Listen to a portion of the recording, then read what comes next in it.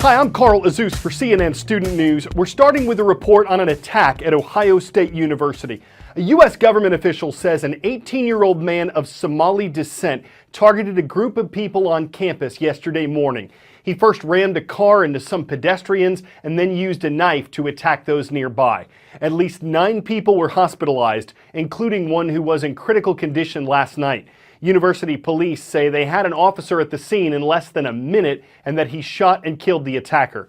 U.S. officials say the suspect was a student at the school and a legal permanent resident. They don't know yet what his motive was, but the Columbus, Ohio police chief says they have to consider terrorism as a possibility. At the time of the attack, students had just returned to class from the Thanksgiving break. Yesterday, when we told you about potential vote recounts in several U.S. states, we mentioned that a presidential election winner in Michigan hadn't been projected yet. The state was still too close to call.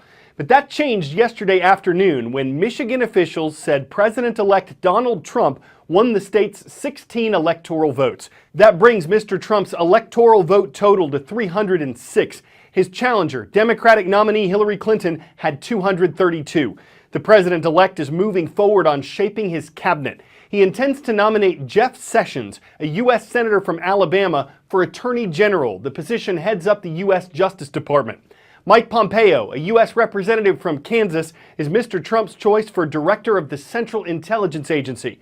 Governor Nikki Haley of South Carolina has been named as America's ambassador to the United Nations, and businesswoman, philanthropist, and school choice activist Betsy DeVos would become the next U.S. Education Secretary. These are all cabinet or cabinet-level positions. So while President-elect Trump wants these people for the jobs, the Constitution requires him to get advice and consent from the U.S. Senate to confirm them. The cabinet advises the president on government policy and then carries that out at home and abroad. One region that's been a continual challenge for U.S. leaders is the Middle East. Civil wars, proxy wars, energy wars, and a war on ISIS. The Middle East is a messy place. So, what are the biggest challenges for Donald Trump in the region? First up, Syria. The US is supporting some rebel groups fighting to oust President Bashar al-Assad, and any change to that will be hotly contested by Arab and European allies who also want him out. US airstrikes are already targeting ISIS in Syria, in Iraq, and in Libya. Trump sees a bombing blitz as the key to destroying ISIS, but many doubt that can happen without boots on the ground. Regional rivals Saudi Arabia and Iran are locked in proxy wars in Yemen and in Syria. And while Trump opposes the Iran nuclear deal, his pledge to rip it up would destabilize the situation further. Linked to this, plunging oil prices and economic woes in wealthy Gulf states, adding to uncertainty. And all this in a region still dealing with the after effects of revolutions that ousted longtime leaders 6 years ago. Libya and Yemen paralyzed by violent power struggles and the growth of ISIS. While Egypt's President Sisi, the first Arab leader to call Trump after his victory, stands accused of imprisoning more people than President Hosni Mubarak ever did. And we haven't even mentioned Israel and the Palestinian Authority yet, an essentially frozen conflict that threatens to heat up at any time. One region, many challenges, and now it's all ahead for President Trump. 10 a.m. New York, 7 a.m. Los Angeles. Cities normally buzzing with the morning rush suddenly stall. TVs start to go dark. Internet connections run slow. ATMs begin to malfunction. There's confusion, no panic, not yet, as stealth cyber attacks are racing through the U.S. at the speed of light. By noon in New York and 9 a.m. in Los Angeles, financial markets dependent on exact timing provided by GPS are frozen. Mobile phone services already patchy fail. Confusion gives way to growing fears this is much more than a simple cyber glitch. Many traffic lights and railroad signals, also timed by GPS, default to red, bringing transport to a standstill. Commercial air traffic is grounded as pilots lose navigation and weather data. Power stations and water treatment plants begin to stop functioning. Military pilots and drones lose contact with the ground. GPS-guided smart bombs are rendered dumb.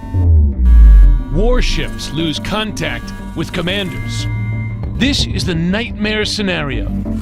Chaos on Earth as our adversaries disable and destroy our satellites in space. The first shots in the first space war. Okay, that was hypothetical. There's no need to panic. But it gives you a sense of how dependent people are on space, the satellites that we use in so many different ways throughout the day. And American defense officials say that countries like Russia and China have deployed space weapons, satellites that wouldn't target people, but would go after the information systems they rely on. These weapons could crash into U.S. satellites, or they could use grappling arms to pull them out of orbit. This could happen 100 miles up. It could happen 22,000 miles away from Earth. So to guard against it, the U.S. Air Force created Space Command back in 1982. Today, on a $25 billion yearly budget, its 38,000 members work around the world to protect the U.S. against what could happen far above it. I didn't realize that there was a unit in the military that was doing this. I initially thought it was all private, but when I realized how important the mission was, I was very thankful that someone was actually doing this mission set.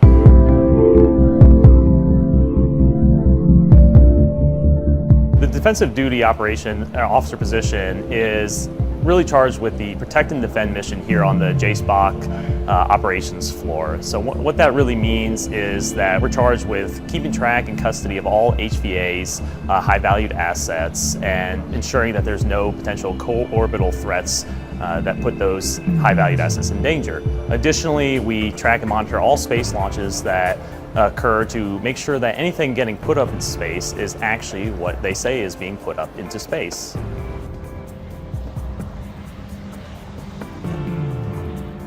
Before I got into space, I certainly didn't understand, so I doubt the general public knows exactly how much their lives depend every day on the stuff that goes on in space. So whether that's just the GPS in your car or simply making telephone calls. Anytime we have a breakup in space, those are generally the more stressful days. So if there is a collision in space, we want to quickly gain custody of all the pieces of debris that could have been created through that event, and we want to make sure that we start tracking those so that there's not another potential collision that happens in space. So the team, they work tirelessly. We have several response teams that come in.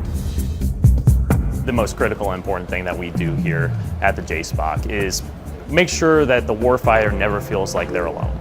We're here to troubleshoot and resolve any issues that could occur that could potentially keep that ability from the warfighter. So we want to make sure that they're always feel like they have somebody back at home who is watching out for their best interests, making sure that they have every tool at their disposal to succeed in their mission and come home to us safely.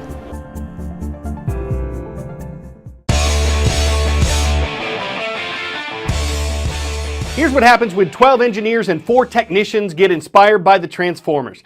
In 30 seconds, what starts out as a BMW changes to upright robot, able to move its arms, fingers, and head. It does not walk. You cannot drive it. It can only go 12 miles per hour by remote control, and bids to take it home start at $600,000. But the group that built it hopes it'll be the first in a series of Transformers like it. Maybe one day all cars will change to robots automatically, though even if you got Grim locked in to an Optimus Prime interest rate, the robot in disguise costs more than meets the eye. Even a Decepticon artist would have to raise a Megatron of money to take home the Omega Supreme toy. I'm Carl Azus for CNN Student News.